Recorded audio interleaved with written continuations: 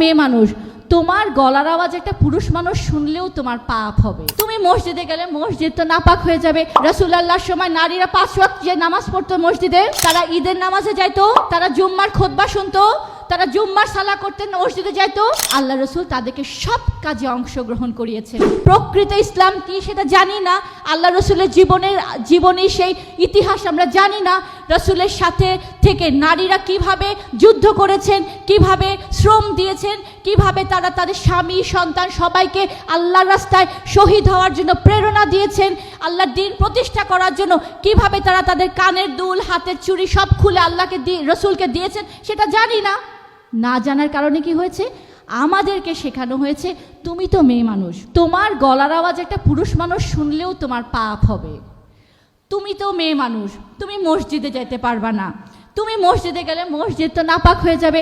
আপনি কি জানেন রাসূলুল্লাহর সময় নারীরা 5 ওয়াক্ত যে নামাজ পড়তো মসজিদে, তারা ঈদের নামাজে যাইতো, তারা জুম্মার খুতবা শুনতো, তারা জুম্মার সালা করতেন, মসজিদে যাইতো। আল্লাহ রসুল তাদেরকে সব কাজে অংশগ্রহণ করিয়েছেন।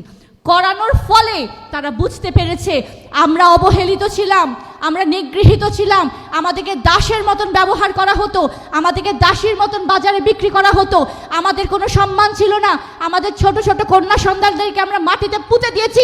কিন্তু আল্লাহর রসুল এসে বলেছেন না, পুরুষ যেমন আল্লাহর খলিফা, তুমিও আল্লাহর খলিফা। রাসূলের উপরে যখন আল্লাহর কোরআন যখন নাজিল হলো, আল্লাহ বললেন সেই মুমিন যে ঈমান আনে, সংগ্রাম করে, জীবন সম্পদ দেয়, সেই মুমিন।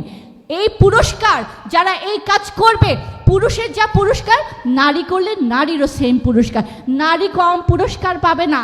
পুরুষ যদি একটা পাপ করে, তার যে পাপের শাস্তি, নারী করলে একই শাস্তি। তো প্রত্যেকটা অঙ্গনে আল্লাহ নারীদেরকে সেই মর্যাদা, সে অধিকার দিয়েছেন।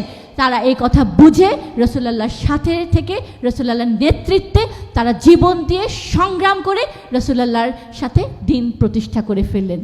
তার ফলে কি হলো, একা একটা যুবতী নারী একা একা রাতের অন্ধকারে হেঁটে যেত, কোনো ভয় থাকতো না। অথচ এই নারীকে জন্মের পরে বাবা পুঁতে দিত, সেই নারীরা হয়ে গেছিল সম্মানিতা। আজকে 1300 বছর গড়িয়ে গেছে, রাসূলুল্লাহ সেই শিক্ষা লস্ট, আমরা হেদায়াত থেকে সরে গেছি, আমরা মানব রচিত বিধান দিয়ে জীবন পরিচালিত করে আমরা দালালাকে মেনে নিয়েছি।